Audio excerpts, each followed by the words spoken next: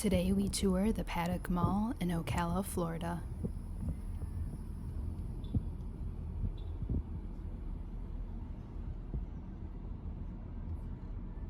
The shopping mall is a single-level building that opened in August 1980. The building currently has 557,000 square feet, which is an average size for a shopping mall, but this mall has undergone two expansions. The first in 1991 when the now abandoned Sears store opened, and the second expansion was in 1997 when a food court was added. Coming up is a shot of the map so you can see what the mall looks like from the air. And next we have a view of the interior, and that bottom space is where the Sears used to be.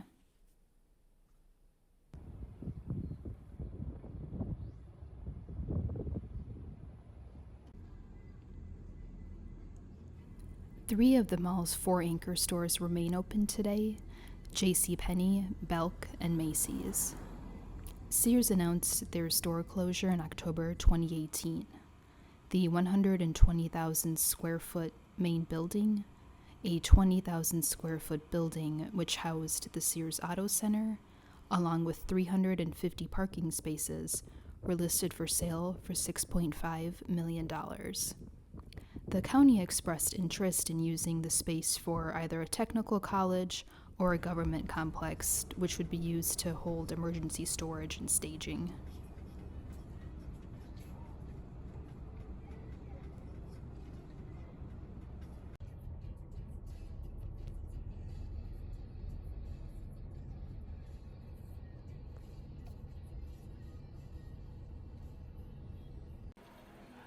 So here we are inside the center court, right outside of the Macy's. And let's take a look inside.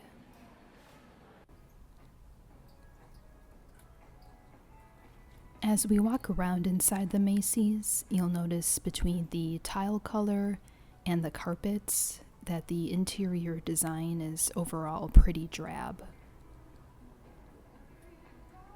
And coming up is a nice shot of the water damage sustained on the ceiling tiles, as well as some carpet stains over in the shoe area.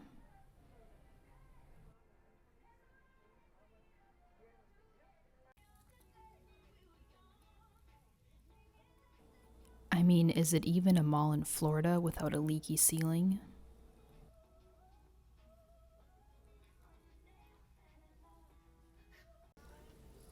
And here's a familiar face.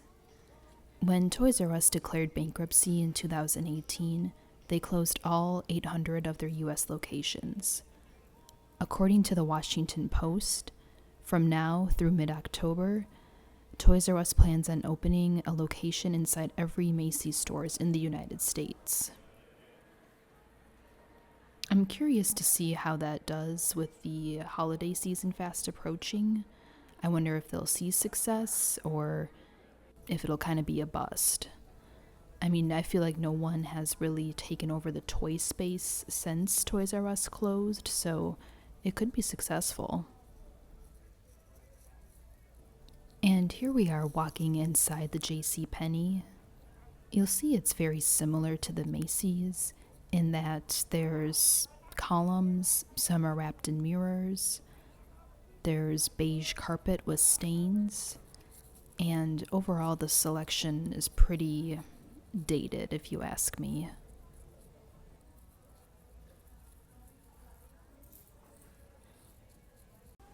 Like most shopping malls, the property has experienced light crime, but my favorite incident took place earlier this year, and it involved 3 men using a ladder to climb on top of the roof, cutting a hole into the roof of an athletic store, and stealing $18,000 worth of merchandise, mostly shoes. I think they get points for being creative.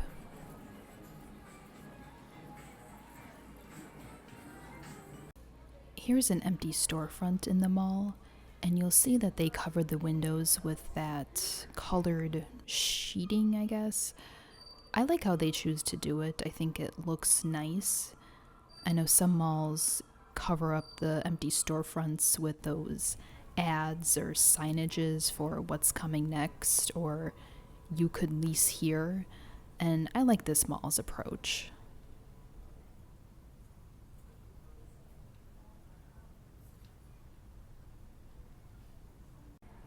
And here we are in the homewares section of Belk. I always find these sections in these department stores to be a big waste of space. If I was looking for a spatula or a popcorn maker or a air fryer, I would go to Walmart or Target. I would not come to Belk to pay their inflated prices for these goods. And I also want to point out the absolutely filthy carpet in this section.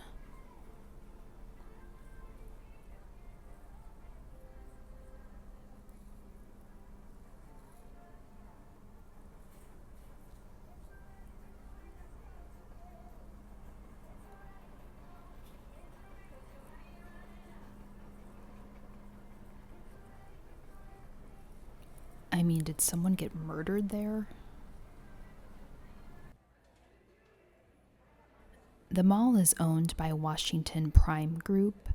They operate dozens of properties in the state of Florida and over 100 properties throughout the U.S. Now, they declared Chapter 11 bankruptcy in June of 2021, and they cited significant challenges due to what else but the COVID-19 pandemic. Even with some vacant storefronts and kiosk spaces, I don't think the mall is at risk of closing because it's the only mall between Gainesville and the greater Orlando area.